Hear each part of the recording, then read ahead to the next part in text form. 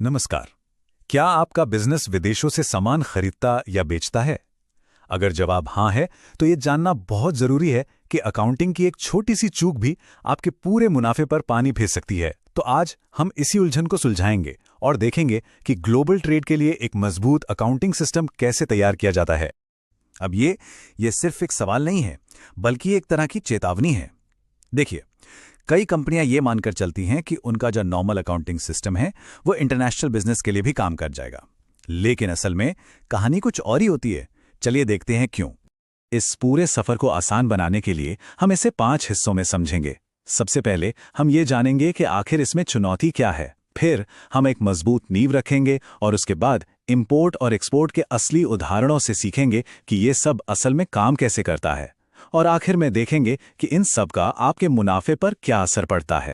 तो सबसे पहला और बड़ा सवाल यही है कि आखिर इंटरनेशनल ट्रेड इतना अलग क्यों है? ऐसा क्या है इसमें जो इसे अपने देश में किए जाने वाले व्यापार से कई ज्यादा कॉम्प्लेक्स बना देता है? देखिए, ये 4 सबसे बड़ी बाधाएं हैं जो किसी भी अच्छे भले बिजनेस को मुश्किल में डाल सकती हैं। करेंसी रेट्स का ऊपर नीचे होना आपके प्रॉफिट को रातों रात कम कर सकता है। टैक्स के पेचीदा नियम सिरदर्द बन सकते हैं और जो छिपी हुई लागतें हैं वो तो पूरा बजट ही बिगाड़ सकती हैं। इन्हें नजरअंदाज करना मतलब एक बहुत बड़ी गलती करना। अच्छा, अब जब हमने प्रॉब्लम को समझ लिया है तो चलिए अब इसके सॉल्यूशन पर बात करते हैं। किसी भी इमारत की तरह आपके अकाउंटिंग सिस्टम को भी एक बहुत मजबूत नींव चाहिए, और यही वो ढांचा है जो आगे सब कुछ संभालने वाला है। ये बिल्कुल वैसा ही है जैसे कहीं जाने से पहले नक्शा तैयार करना। आप सीधे गाड़ी चलाना शुरू नहीं करते हैं ना, पहले रास्ता तय करते हैं। बस अकाउंटिंग में भी यही है। किसी भी ट्रांजैक्शन को रिकॉर्ड करने से पहले सिस्टम को तैयार करना होता है। यकीन मानिए, इससे भविष्य में होने वाली बड़ी बड़ी गलतियों से बचा जा सकता है। ये 3 सबसे जरूरी पिलर्स हैं। पहला, करेंसी सेटअप, ताकि आपका सिस्टम डॉलर, पाउंड जैसी अलग अलग करेंसीज को पहचान सके। दूसरा, टैक्स सेटअप, ताकि आप सरकारी नियमों का सही से पालन कर सकें, जैसे LUT यानी लेटर ऑफ अंडरटेकिंग फाइल करके बिना टैक्स चुकाए एक्सपोर्ट करना। और तीसरा, वाउचर टाइप, ताकि आपके इंपोर्ट और एक्सपोर्ट के लेन देन आपस में मिक्सअप ना हो जाए। चलिए अब थ्योरी से हटके प्रैक्टिकल दुनिया में आते हैं। हम एक असली उदाहरण लेंगे, एक इंपोर्ट डील का, और स्टेप बाय स्टेप देखेंगे कि जो सेटअप हमने अभी समझा वो असल में काम कैसे करता है। तो मान लीजिए कि एक भारतीय कंपनी अमेरिका से $10,000 में एक CNC मशीन खरीद रही है। अब ध्यान दीजिए, यह सिर्फ एक खर्चा नहीं है, बल्कि कंपनी के लिए एक एसेट यानी एक संपत्ति बन रही है। चलिए देखते हैं कि इसकी अकाउंटिंग कैसे की जाएगी। तो सबसे पहली एंट्री तो बहुत सीधी सादी है। कंपनी की किताबों में एक तरफ 8 लाख रुपए की मशीन यानी एसेट डेबिट हो जाती है और दूसरी तरफ अमेरिकी सप्लायर को 8 लाख रुपए देने की जिम्मेदारी यानी लायबिलिटी क्रेडिट हो जाती है। अब आता है कहानी में ट्विस्ट, यानी कस्टम्स। यहां 2 तरह के टैक्स लगे हैं। एक है बेसिक कस्टम्स ड्यूटी, जो एक तरह से मशीन की लागत का हिस्सा है और ये वापस नहीं मिलेगी। दूसरा है IGST, जिसका बिजनेस बाद में इनपुट टैक्स क्रेडिट ले सकता है, मतलब इसे अपनी दूसरी टैक्स देनदाने से एडजस्ट कर सकता है। पर अभी के लिए बस ये ध्यान रखिए कि कस्टम्स ड्यूटी मशीन की लागत में जुड़ जाएगी। अगला कदम समझने के लिए लैंडेड कॉस्ट के इस कॉन्सेप्ट को समझना बहुत जरूरी है। ये सिर्फ मशीन की खरीद कीमत नहीं है, बल्कि उस मशीन को अपनी फैक्ट्री तक लाने में लगी कुल लागत है। और यहीं पर लैंडेड कॉस्ट का असली खेल समझ आता है।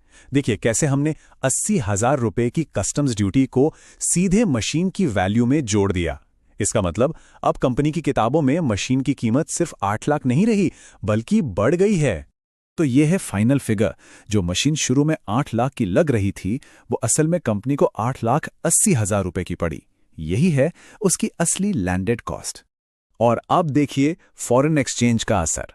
जिस दिन इनवॉइस बना और जिस दिन पेमेंट हुई, उन दोनों तारीखों के बीच डॉलर का रेट बदल गया। डॉलर महंगा हो गया और इसी वजह से कंपनी को 20,000 रुपए का सीधा सीधा नुकसान हो गया, जिसे हम कहते हैं फॉरेक्स लॉस। इंपोर्ट की कहानी तो हमने अच्छे से समझ ली। अब चलिए सिक्के का दूसरा पहलू देखते हैं। जब हम सामान बाहर बेचते हैं यानी एक्सपोर्ट करते हैं, तब क्या होता है? इस बार वही भारतीय कंपनी 5,000 पाउंड का माल यूके की एक कंपनी को बेचती है। अब यहां चुनौती है कि सेल्स को कैसे रिकॉर्ड करें और फॉरेन करेंसी में पेमेंट को कैसे मैनेज करें।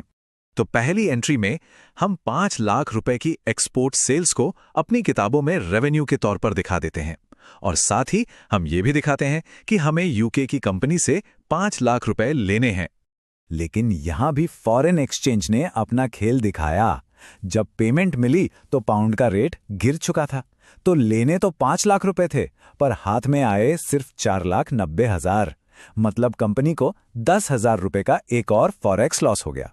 तो हमने अलग अलग एंट्रीज तो देख ली, लेकिन जरा रुकिए, इन सब का बड़ी तस्वीर पर क्या असर पड़ा?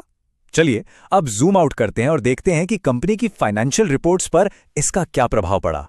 ये स्लाइड आप कह सकते हैं पूरे सेशन का निचोड़ है। ये दिखाती है कि कैसे एक छोटा सा इंपोर्ट या एक्सपोर्ट का सौदा आपकी कंपनी की हर चीज पर असर डालता है, आपके बैलेंस शीट पर, आपके प्रॉफिट एंड लॉस अकाउंट पर, और यहां तक कि आपके टैक्स रिटर्न्स पर भी। जैसे कि एक्सपोर्ट को GSTR 1 रिटर्न में एक जीरो रेटेड सप्लाई के तौर पर दिखाना पड़ता है। यही वजह है कि सही अकाउंटिंग इतनी ज्यादा जरूरी है। और हम इस चर्चा को एक बहुत ही जरूरी सवाल के साथ खत्म कर रहे हैं।